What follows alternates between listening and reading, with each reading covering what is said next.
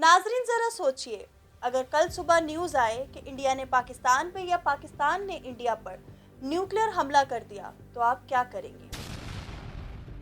क्या आपके पास इतना वक्त होगा कि आप अपनी फैमिली को आखिरी अलविदा कर लें या अपनी फैमिली को किसी सेफ जगह छुपा सकें? नाजरीन, ये कोई फिल्मी सीन नहीं है बल्कि हकीकत बन सकती है। और सबसे ज्यादा खतरनाक बात यह है कि ये जंग सिर्फ इंडिया और पाकिस्तान के दरमियान नहीं होगी, बल्कि ये पूरी दुनिया के लिए एक तबाहकुन तबाही बन जाएगी। नाजरीन, आपने देखा ही है, जब से ये जंग का सिलसिला शुरू हुआ है, सोशल मीडिया पर सिर्फ एक ही बहस छिड़ी हुई है।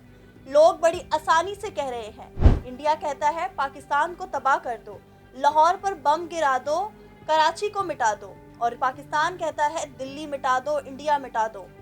क्या किसी ने सीरियसली ये सोचा है कि अगर सच में ये सब हो गया तो अंजाम क्या होगा?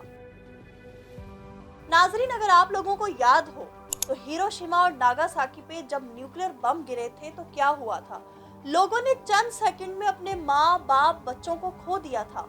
ये न्यूक्लियर वॉर सिर्फ सोल्जर्स तक नहीं रहेगी, बल्कि सबको इससे नुकसान पहुंचेगा। नन्हे बच्चों को, बूढ़ों को, माँ बाप, सबको। दोनों मुल्कों के पास न्यूक्लियर वेपन्स हैं और दोनों मुल्कों के पास फर्स्ट स्ट्राइक पॉलिसी भी है।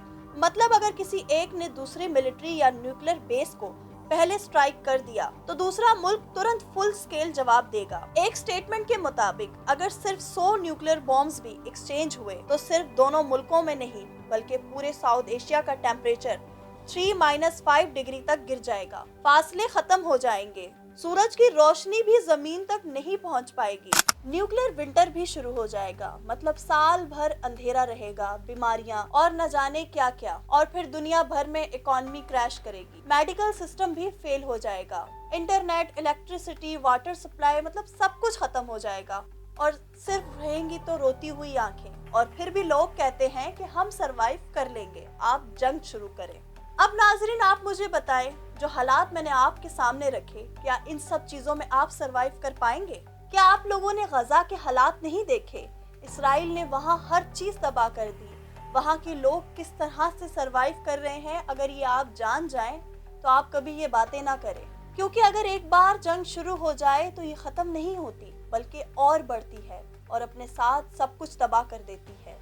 और अगर इंडिया और पाकिस्तान के दरमियान जंग होती है तो ये सिर्फ साउथ एशिया का मसला नहीं रहेगा। इस पर रशिया रिएक्ट करेगा, चाइना रिएक्ट करेगा, अमेरिका रिएक्ट करेगा और फिर ये वर्ल्ड वॉर बन जाएगी। आप सोचिए, अगर 200-300 न्यूक्लियर बॉम्ब्स दुनिया की अलग अलग सिटीज में गिराए जाएं तो अर्थ का क्लाइमेट सिस्टम कोलैप्स कर जाएगा। ऑक्सीजन प्रोवाइड करने वाले फॉरेस्ट जल के राख हो जाएंगे। सिर्फ 3 से 4 दिन में पूरी दुनिया अंधेरी नगर बन जाएगी। अब वक्त आ गया है कि हम सोशल मीडिया पर गुस्सा करना बंद करें और दिमाग से इन चीजों को सोचें। पाकिस्तान और इंडिया के दरमियान जो लोग जंग के नारे लगाते हैं, वो या तो फिर ये पॉलिटिकल मूवमेंट्स के लिए करते हैं या फिर सोशल मीडिया पर छाए रहने के लिए, लेकिन इन सब की असल प्राइस तो आम आवाम देती है। अगर न्यूक्लियर बॉम्ब चला तो ना मुसलमान बचेंगे, ना हिंदू, ना सिंधी, ना पंजाबी, और ना इंडिया, ना पाकिस्तान, और सिर्फ इंसानियत मरेगी और कुछ नहीं। मैं आपसे गुजारिश करती हूँ कि अगर इस वक्त आप अपने घर में सेफ हैं,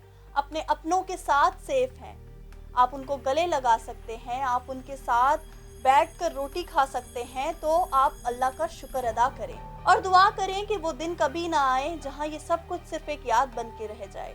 क्योंकि हम सबको अमन चाहिए, सुकून चाहिए, मोहब्बत चाहिए, जंग नहीं। अपनी राय मुझे कमेंट सेक्शन में जरूर दीजिएगा। मिलती हूँ मैं आपसे अपनी अगली वीडियो में, तब तक के लिए अल्लाह हाफिज।